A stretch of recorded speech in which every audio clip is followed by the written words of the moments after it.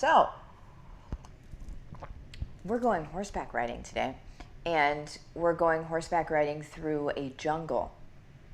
So, I'm just saying, there will be many pictures to come, okay? So, if you're on my social media, you will be blasted with horseback riding in a jungle. So, there's that. All right. So, let me see what we got going on here. Make sure we are in all of the places. I'm just going to check super quick.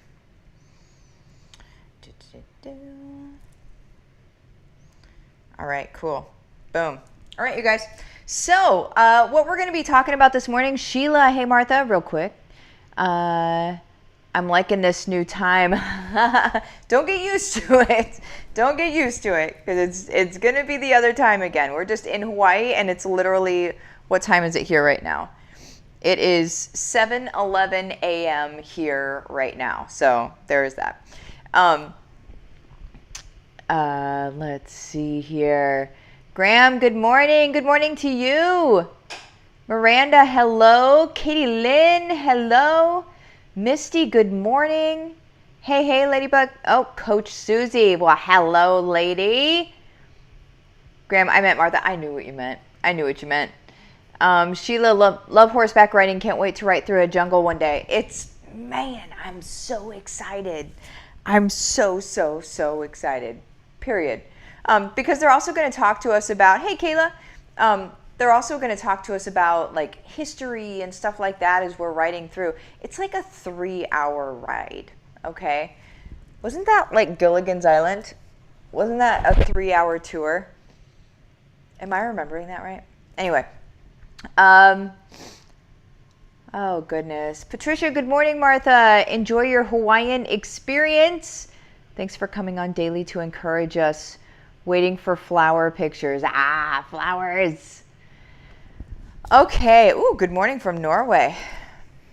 Fun. Where are you going? We're going up north to I think, it's north of Waimea.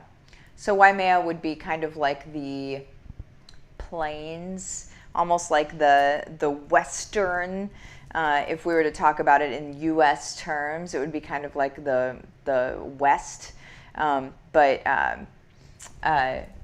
What we're going into is going to be more tropical than that. So the very northern point, like northeast, is where we're going to be heading.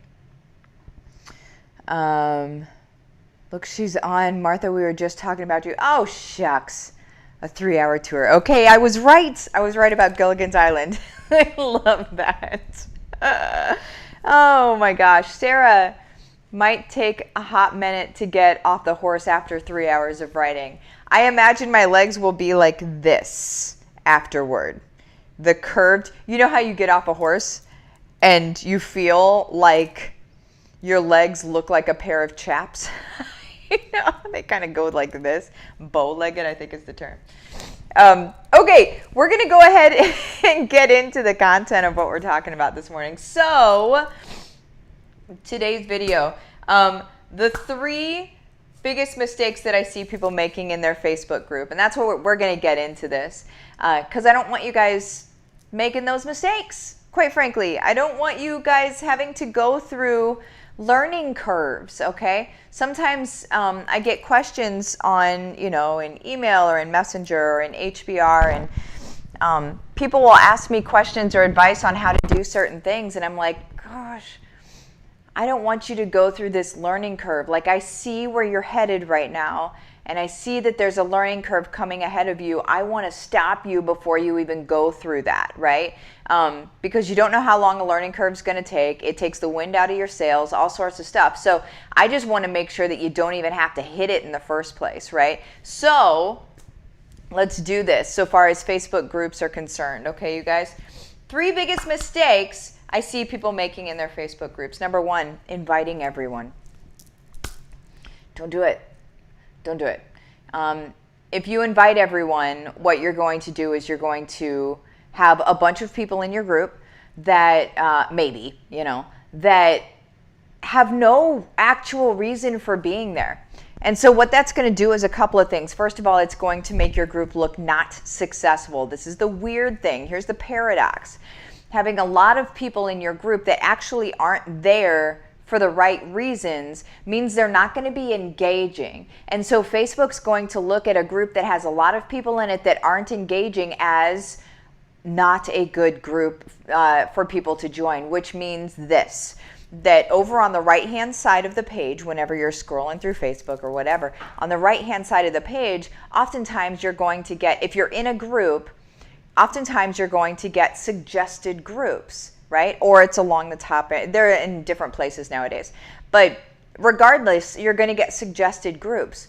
Well, your group isn't going to show up among these suggested groups if you have a lot of people in it, but they're not doing anything in there. You will not become a suggested group, okay? I can go into the data and why that is. There's a very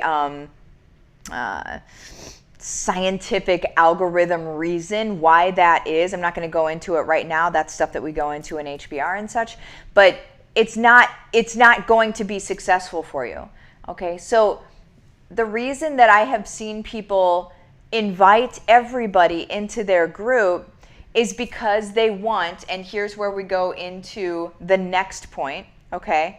So the first point is inviting everyone. Shouldn't happen, okay? Don't do it. Avoid at all costs, okay? Instead, the people that should be coming into our group should be people that want to learn about the stuff that we're talking about, okay, you guys? That is so necessary.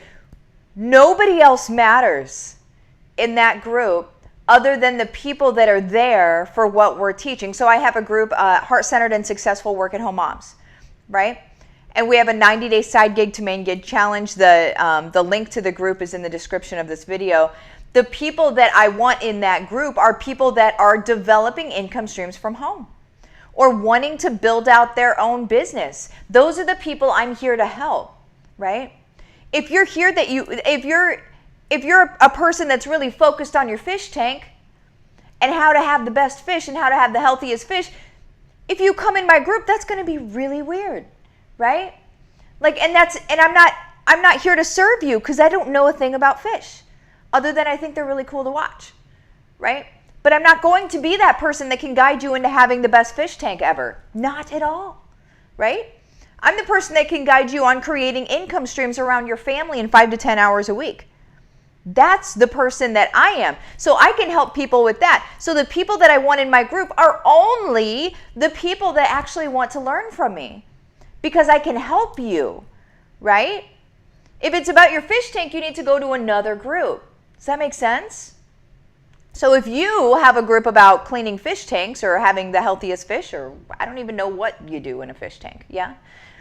But if that's you, then you need these people with the fish tank and you don't need my people for the income streams because my people would be weird in your group. Does that make sense? This is why we don't invite everybody. We just make sure that we attract the people that are for us. And you guys, that's what HBR is all about. If you've been like watching me and you're like, I'm not sure what HBR is. It is about literally how to build a community and then be able to serve that community in multiple income streams without ads. That's what HBR is. Without having to spend extra money, you're instead building relationships and serving your people. That's what HBR is. So if that sounds attractive to you, then you need to do this. Message my business page. It's Livin the Dream with Martha. Message me the words case study, flash sale, whatever you want. For the next couple of days, it's half off. Okay? Whenever you message me, it's not like, hey, I want to buy this thing now. That's not what it is. When you message me, we go through a few questions to make sure that you're a good fit. Whenever we do see that you're a good fit, then I'm going to send you the info for the program. You're going to decide whether you want to join or not, and the rest is up to you, right? But if you do join, understand you do need to buckle up because life is about to get very awesome very quick. Okay, you guys. So let me go ahead and take this off. So again, number one was inviting everyone. Don't do it, okay, you guys? Don't do it, okay? Number two is, and I was leading into it with number one, number two is that people are worried about their numbers, okay? In the comments, you guys, let me know if this has ever been you. It's okay if it has, because it's most people. I think just a lot of people don't admit it. People are worried about their numbers of their group. They feel like they need to have a lot of people in their group in order to be successful. And again, this piggybacks on the concept that I was just talking about. It doesn't matter. If you have the right people in your group, I have people in HBR that have groups that are like 100 or 200 people that are still making 12 grand a month.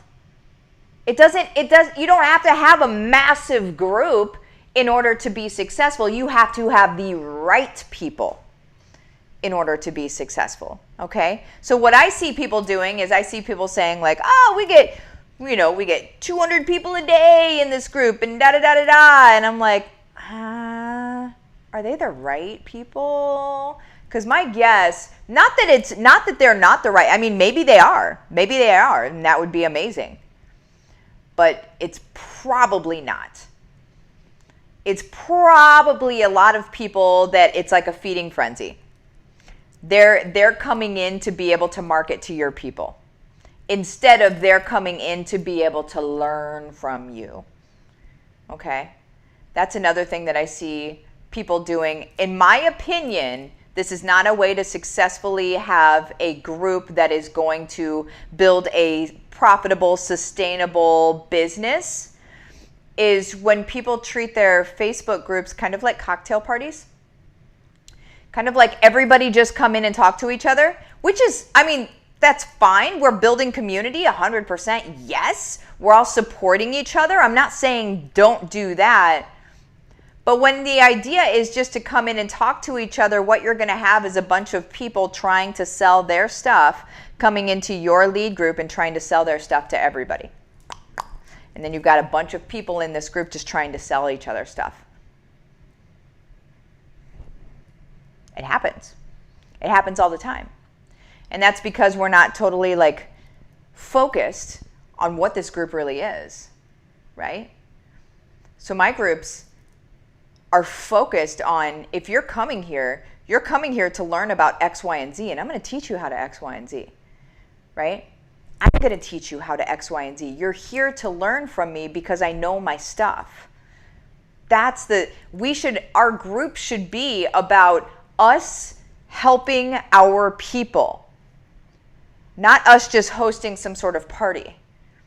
Not that, and again, I don't want you to misunderstand me. Yes, it is a party. Yes, it is fun, but that's not all it is. We serve a function, okay? We serve a function, and we are the people that bring that function to the space because it's our space. So whenever you come into my group, it's, we have the 90-day side gig to main gig challenge. I have many tutorials on email marketing and how to do it wrong and how to do it right. About building out your blog so people actually come back to it. About SEO, pushing your website to the top of the search engines. I have all sorts of trainings on those things, and those are free trainings that are in my group because I know my stuff, and I'm showing you that I know my stuff.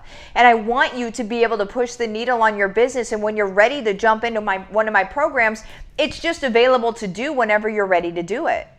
Does that make sense? That's what our group should be about. We're teaching people what we know. We're showing people that we know our stuff, right? You can't do that if it's just kind of like this party. Then nobody really listens to you. I have friends that have massive groups. But people in their group don't listen to them. It's just another place for them to gab at each other. That's why Facebook groups have a bad name. It's because they end up being these places where everybody's just like, nobody has anything of value that they're sharing. And that's where we change things. If we bring value, now it's something totally different. It's almost like a daily meetup instead of just a Facebook group. Does that make sense? All right. So number 2, biggest mistake that I see people making in their Facebook group is that they're worried about their numbers. They're more worried about how many people are in their group than taking care of the people that are there. I personally don't give a rip how many people are in my group. I don't care. The people that are there, I'm there to take care of. And that's my focus, is taking care of the people that are there. Now, do I also constantly bring more people into my group? Yes, 100%. And again, that's HBR stuff. And how to be able to create this sort of like machine that works on its own, that is always attracting people into your group so you can further nurture them, support them. They come into your programs if it's right for them, right? That's HBR. That is the chain to the bike that is HBR, okay? Number 3, biggest mistake that I see people making in their Facebook group is not filtering out the spammers, right? Not filtering out the Bitcoin friends. So whenever people like ask to come into the group, what I always do is I check people's profile. If the profile was literally created in the last week, which you can see whenever you go look at them, if it was created in the last week, no, you're not coming in my group because you're likely a spammer. So I don't allow probably 5 to 10 people a day that ask to join my group. I delete because they look like spammers to me. Now, I have had one person come back around and said, every time I try to join your group, you delete. And I'm like, it looks like maybe you joined in the last month or something. And then she explained why. And I'm like, okay, cool. And then I just let her in, right? Because the people that are real are going to message me and be like, girl, I've been trying to get in your group, right? That's going to happen. So the spammers are going to be like, oh yeah, I just got kicked out of another group, or I didn't get allowed into another group. So you look at when they set up their account. Sometimes they make their way through and then they start spamming on posts like, here's Bitcoin this and da da da. It's usually Bitcoin people. I don't know. And so these days anyway.